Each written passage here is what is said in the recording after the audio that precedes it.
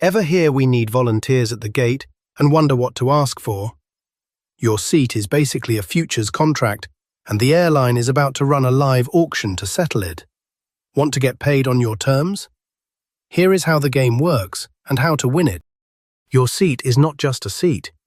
Airlines sell more tickets than there are seats on purpose. They bet a few people will not show up. Most days, that bet pays. On bad days, too many people show. Now the airline has to buy back a seat. They do it with a volunteer auction, or worst case, by denying boarding to someone who does not agree. Think of it like a tiny market. You own a claim on a spot on that plane later. The airline needs to settle that claim today at the gate. The price they pay you is the clearing price when their hedge goes wrong. If you know how that price moves, you can name a number that makes you happy and often get it. Here is how they print extra seats with math. Airlines forecast show rates using past data. You can think of it like coin flips with a weighted coin. For a 150-seat jet with a 95% show rate, they expect about 143 people to show up. So they might sell 154 tickets and still be fine most days. They cap their risk. Oversell by just 4 to 6 seats to grab extra revenue while keeping the chance of too many shows tiny, like under 2 or 3%. Revenue teams also protect high-fare seats. Tools with scary names do this, but the idea is simple. Save room for late, pricey buyers without blowing up the flight. Not all flights look the same to the model. Morning business flights have steady show rates. People on work trips protect those seats. Leisure flights swing more. Think weekends, holidays, spring break. Routes and seasons change the oversell setting. The same jet on Tuesday morning can be a very different bet on Friday night. Now the quiet reverse auction you do not see. At online check-in, many US airlines ask a simple question. What is the lowest amount you will take to give up your seat? You type a number and move on. Behind the scenes, the system lines up bids from lowest to highest. At the gate, once they know the true shortage, the system picks the cheapest volunteers first. If they need 3 seats, it takes the cheapest 3 bids. Bags matter. A traveler with only a carry-on is easier to move. At the same price, that person often wins the slot over someone with a checked bag and a tight connection. Here is where the panic premium shows up. Early in the day, no one knows the real gap. Close to departure, it is clear. Options shrink. Agents raise the public offer to pull in one more person. That last seat can clear at a much higher price. If you held your bid, you might catch that jump, or miss it. Let us set the legal floor in the US so you know your safety net. By rule, the airline must ask for volunteers before denying boarding. If you are bumped without agreeing, cash is owed, and it is due that day. For domestic trips, a 1 to 2 hour delay pays 200% of your one-way fare, capped at $775. Over 2 hours, it is 400%, capped at $1,550. If they get you to your stop within 1 hour of your plan, the floor is 0. On international tickets, the timing windows are longer, but the same 200% and 400% pattern applies. They must also hand you a written notice of rights. That is the floor. Voluntary offers can go far higher. More on that soon. Who gets picked for involuntary bumps if it comes to that? Each carrier has a boarding priority. It often dings the lowest fares, the last to check in, and people with no status. There are protected cases too, like unaccompanied minors and people with disabilities.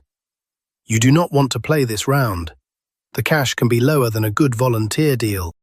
Flying from or within Europe is different. Under EU rules, denied boarding for overbooking pays set amounts. €250 for short flights, €400 for medium, €600 for long haul. If they reroute you and you land close to on time, the amount can drop by half based on how late you are. You also get care. Think meals and a hotel if you wait overnight. But there is a catch. If you volunteer, you usually waive that cash under Article 7 and take whatever the airline offers instead.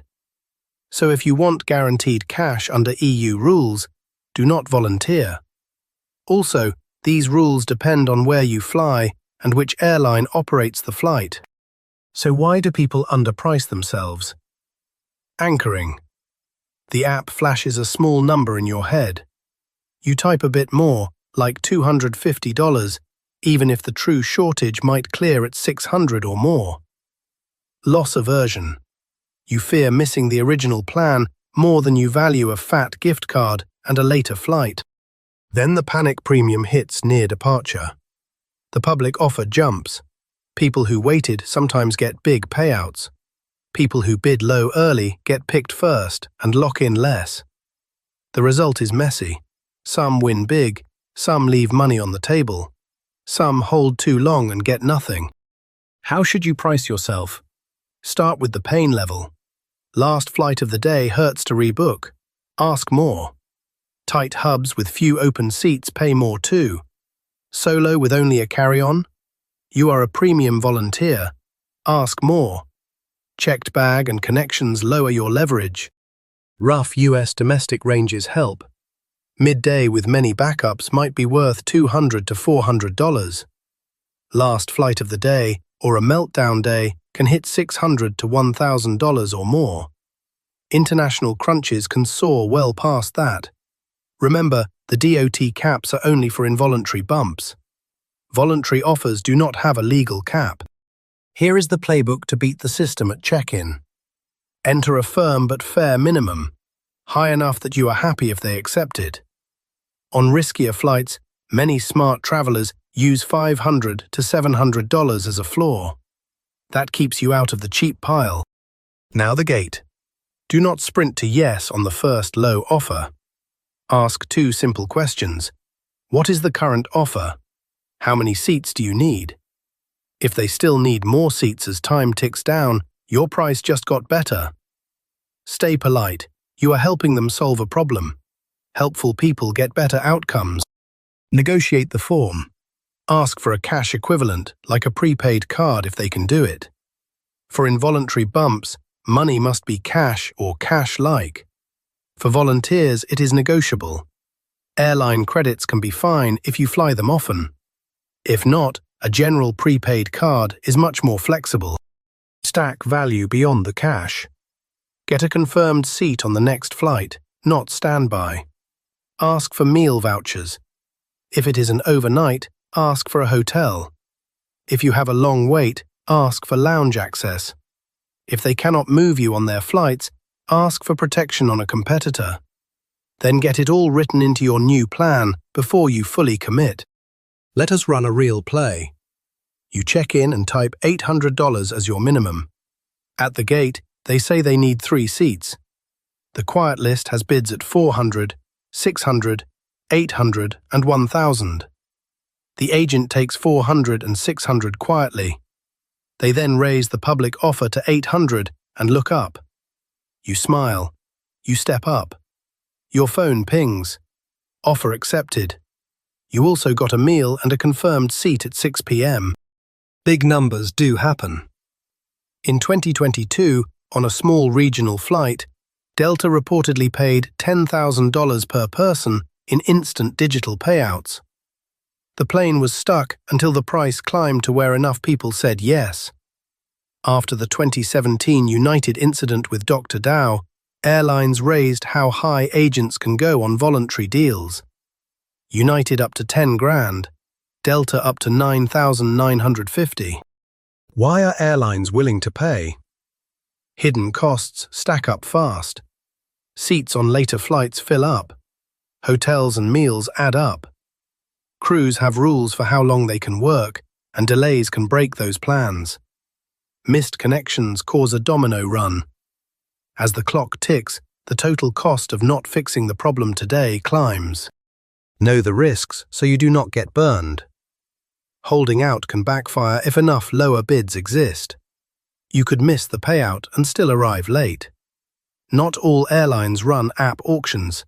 Some pick volunteers by more than price. Status, baggage, and connections all matter. Laws and numbers change. The US caps of $775 and $1,550 adjust for inflation. Rules outside the US and EU differ. Canada, the UK, and others have their own schemes. The simple models we used are just that, simple. Real systems also watch weather, groups, and banked connections. Always confirm the details of your deal before you give up your seat. Here is the kicker. Every boarding pass is a tiny market.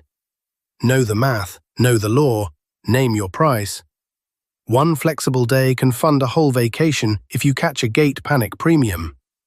Overbooking is not a scam, it is a market. If you are flexible, you can win it. And now you know how. If you like clear, fast breakdowns of how big travel systems really work, you are in the right place. Subscribe and drop a like if this helped, and poke around the channel for more you versus the system stories. Safe travels, and see you on the next one.